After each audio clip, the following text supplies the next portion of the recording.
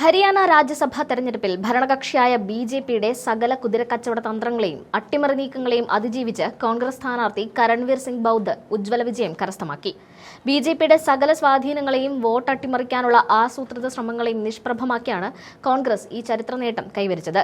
വോട്ടെടുപ്പിന് പിന്നാലെ നടന്ന നാടകീയ നീക്കങ്ങൾക്കും തർക്കങ്ങൾക്കുമൊടുവിൽ അർദ്ധരാത്രി പിന്നിട്ട ശേഷമാണ് ഔദ്യോഗിക ഫലപ്രഖ്യാപനം ഉണ്ടായത്. 2 രാജ്യസഭാ സീറ്റുകളിലേക്കായി നടന്ന മത്സരത്തിൽ ബിജെപിയുടെ സഞ്ജയ് ഭാട്ടിയയും കോൺഗ്രസിന്റെ കരൺവീർ സിംഗ് ബൗദ്ധുമാണ് വിജയിച്ചത്.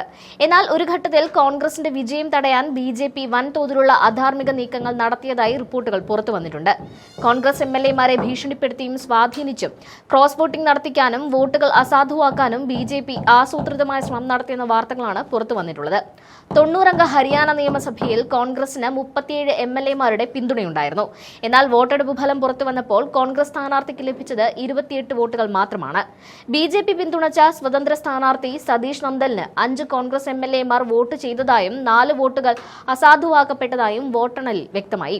ഇത്രയേറെ വെല്ലുവിളികളും പ്രതിസന്ധികളും മുന്നിലുണ്ടായിട്ടും ഒരു വോട്ടിന്റെ അതീവ നിർണായകമായ വ്യത്യാസത്തിലാണ് കരൺവീർ സിംഗ് ബൗദ്ധ് ബിജെപി പക്ഷത്തെ തകർത്ത് വിജയിച്ചു കയറിയത്. പാർട്ടിയെയും ജനവിധിയെയും വഞ്ചിച്ച് ബിജെപിക്ക് വോട്ട് ചെയ്ത എംഎൽഎമാർക്കെതിരെ അതിശക്തമായ അച്ചടക്ക നടപടിയുമായി കോൺഗ്രസ് ഹൈക്കമാൻഡ് ഇപ്പോൾ രംഗത്തെത്തിയിട്ടുണ്ട്. ക്രോസ് വോട്ട് ചെയ്തതായി പ്രാഥമികമായി കണ്ടെത്തിയ 4 എംഎൽഎമാരുടെ പേരുകൾ എഐസിസി ഔദ്യോഗികമായി പരസ്യപ്പെടുത്തി കഴിഞ്ഞു. Narayangarh MLA Shelly Chaudhary, Sadhaura MLA Renubala, Punhana MLA Muhammad Ilyas, Hathin MLA Muhammad Israil എന്നിവരാണ് പാർട്ടിയെയും ജനങ്ങളെയും ഒറ്റിക്കൊടുത്ത് ബിജെപിയുടെ പാളയത്തിലേക്ക് വോട്ട് മറിച്ചത്. വോട്ട് മറിച്ച 5ാമത്തെ എംഎൽഎ ആരാണെന്ന കാര്യത്തിൽ ഇപ്പോഴും വ്യക്തത വന്നിട്ടില്ല. ഇതിൽ ഷെല്ലി ചൌധരിയുടെ ഭർത്താവും ഹരിയാന കോൺഗ്രസ് വർക്കിംഗ് പ്രസിഡന്റുമായ രാം കിഷൻ ഗുജർ പാർട്ടി പദവി രാജിവെച്ചു. തന്റെ ഭാര്യയ്ക്കെതിരെയുള്ള ആരോപണങ്ങൾ അടിസ്ഥാനരഹിതമാണെന്നാണ് അദ്ദേഹം അവകാശപ്പെടുന്നത്. എന്നാൽ കോൺഗ്രസ് ഹൈക്കമാൻഡ് 4 എംഎൽഎമാർക്കെതിരെയും കാരണം കാണിക്കൽ നോട്ടീസ് നൽകുകയും കർശനമായ അച്ചടക്ക നടപടികളിലേക്ക് നീങ്ങുകയും ചെയ്തിട്ടുണ്ട്. ഇതിനോടൊപ്പം തന്നെ 4 വോട്ടുകൾ അസാധുവായതും വോട്ടെണ്ണൽ പ്രക്രിയ സങ്കീർണമാക്കി. അസാധുവായ വോട്ടുകൾ ആരുടേതാണെന്ന കാര്യത്തിലും ഇതുവരെ ഔദ്യോഗിക സ്ഥിരീകരണം വന്നിട്ടില്ല. തിങ്കളാഴ്ച വൈകുന്നേരം 5 മണിക്ക് തന്നെ ആരംഭിക്കേണ്ടിയിരുന്ന വോട്ടെണ്ണൽ വോട്ട് രഹസ്യാത്മകത ലംഘിച്ചുവെന്ന അടിസ്ഥാനരഹിതമായ ആരോപണം ഉന്നയിച്ച് ബിജെപി തടസ്സപ്പെടുത്തുകയായിരുന്നു. ബിജെപിയും കോൺഗ്രസും പരസ്പരം പരാതി നൽകിയതിനെ തുടർന്ന് 5 മണിക്കൂറോളം വോട്ടെണ്ണൽ അനിശ്ചിതത്വത്തിലായി. ഒടുവിൽ കേന്ദ്ര തെരഞ്ഞെടുപ്പ് കമ്മീഷന്റെ നേരിട്ടുള്ള ഇടപെടലിന് ശേഷമാണ് രാത്രി 10:30 വോട്ടെണ്ണൽ പുനരാരംഭിക്കാൻ സാധിച്ചത്. ഒടുവിൽ പുലർച്ചെ 1:30 ഔദ്യോഗികമായി കരൺവീർ സിംഗ് ബൗദ്ധിനെ വിജയിയായി പ്രഖ്യാപിച്ചത്.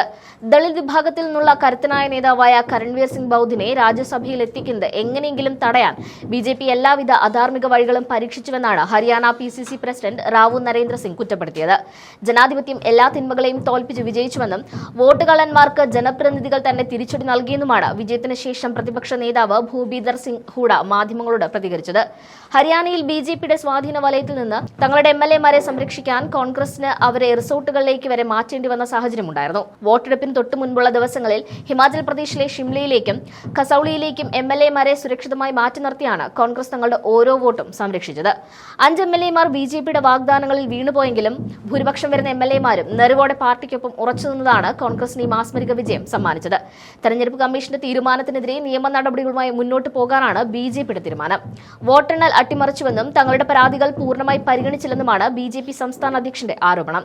മറുവശത്ത് ക്രോസ് വോട്ട് ചെയ്ത എംഎൽഎമാരെ പാർട്ടിയിൽ നിന്ന് പുറത്താക്കുമെന്ന് മുൻ മുഖ്യമന്ത്രി ഭൂപീന്ദർ സിംഗ് ഹൂഡ വ്യക്തമാക്കിയിട്ടുണ്ട്. തെരഞ്ഞെടുപ്പ് കമ്മീഷന്റെ റിപ്പോർട്ടുകൾ പുറത്തുവരുന്നതോടെ വോട്ട് മറിച്ച 5ാമൻ ആരാണെന്ന കാര്യത്തിലും കൂടുതൽ വ്യക്തത വരും.